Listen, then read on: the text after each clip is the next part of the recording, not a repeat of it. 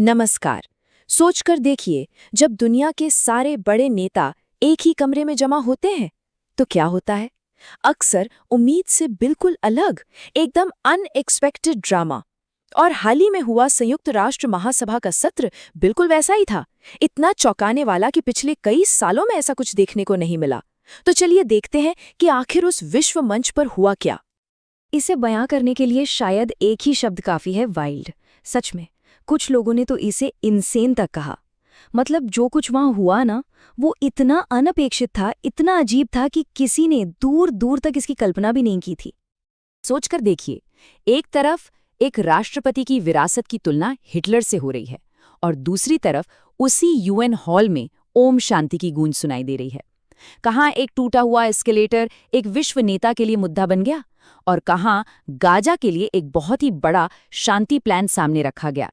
ये पल सिर्फ नाटकीय नहीं थे, इन्होंने हमें साफ साफ दिखाया कि दुनिया आज एक ऐसे मोड़ पर खड़ी है जहां दो रास्ते हैं, एक टकराव का और दूसरा एकता का। तो चलिए पहले उस टकराव वाले रास्ते की बात करते हैं। भाग 1, शिकायतों का एक दृष्टिकोण। और इसके केंद्र में थे डोनाल्ड ट्रंप। ट्रंप की हताशा की शुरुआत देखा जाए तो बहुत छोटी छोटी चीजों से हुई। उन्होंने कहा, यूएन से मुझे मिला क्या? एक एस्केलेटर जो बीच रास्ते में रुक गया और एक खराब टेलीप्रॉम्प्टर। लेकिन ये छोटी छोटी शिकायतें जल्द ही उनकी बड़ी वैश्विक शिकायतों और उनकी राष्ट्रवादी सोच का एक प्रतीक बन गई।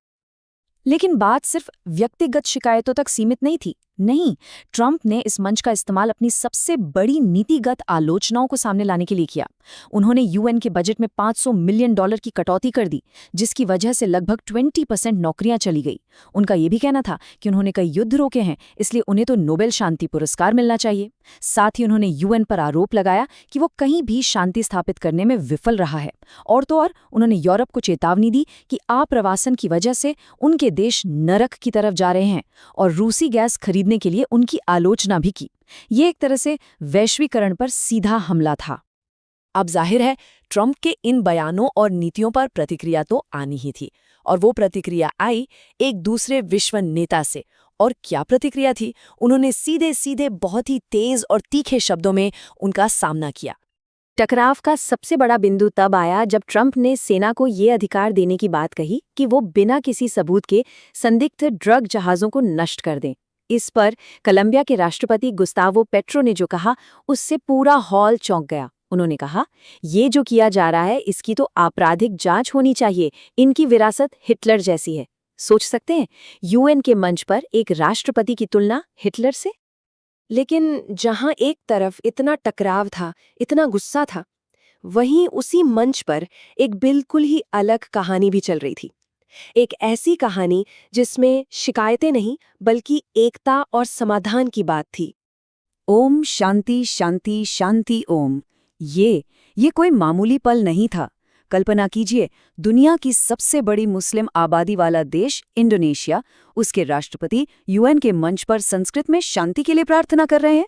ये अपने आप में इतना शक्तिशाली प्रतीक था कि कैसे अलग अलग संस्कृतियां, अलग अलग धर्म शांति के लिए एक साथ आ सकते हैं।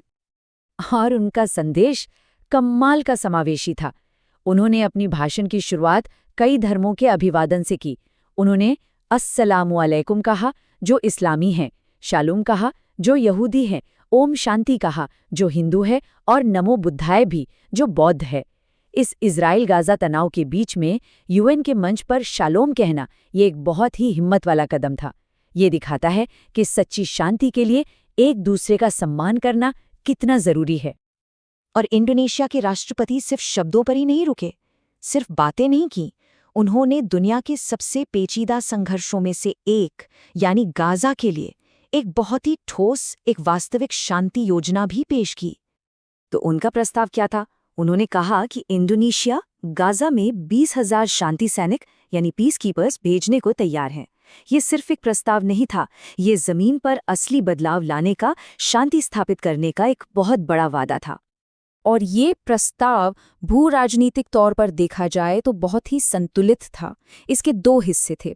पहला, जैसा हमने देखा, 20,000 इंडोनेशियाई सैनिक गाजा में शांति सैनिकों के तौर पर तैनात होंगे, और दूसरा, बदले में सभी इस्लामी देश इजराइल की सुरक्षा की, उसकी संरक्षा की गारंटी देंगे। मतलब इस योजना ने दोनों ही पक्षों की सबसे बड़ी चिंताओं को संबोधित करने की कोशिश की। जैसा कि उन्होंने खुद अपने शब्दों में कहा, हमें इजराइल की सुरक्षा को भी पहचानना होगा, सम्मान देना होगा और गारंटी देनी होगी, तभी हम सच्ची शांति ला सकते हैं। यह एक ऐसा दृष्टिकोण था जिसकी तारीफ इजरायली पत्रकारों और अधिकारियों ने भी की। इससे पता चलता है कि एक रचनात्मक कूटनीति क्या कुछ हासिल कर सकती है।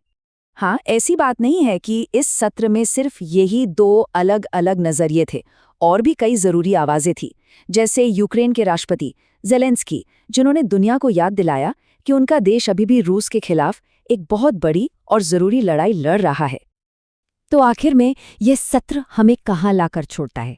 ये सिर्फ कुछ भाषणों का संग्रह नहीं था, नहीं, ये एक आईना था जो पूरी दुनिया को दिखाया गया। एक तरफ टकराव और शिकायतों का रास्ता है, और दूसरी तरफ एकता और समाधान का।